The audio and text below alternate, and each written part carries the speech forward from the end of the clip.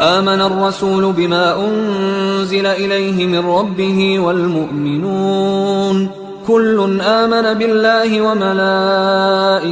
وكتبه ورسله لا نفرق بين أحد من رسله وقالوا سمعنا وأطعنا غفرانك ربنا وإليك المصير. لا يكلف الله نفسا إلا وسعها لها ما كسبت وعليها ما اكتسبت ربنا لا تؤاخذنا إن نسينا أو أخطأنا ربنا ولا تحمل علينا إصرا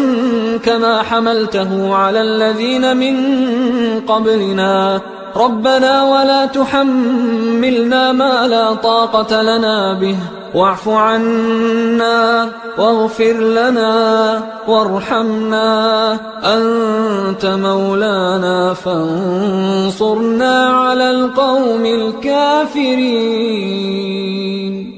حصري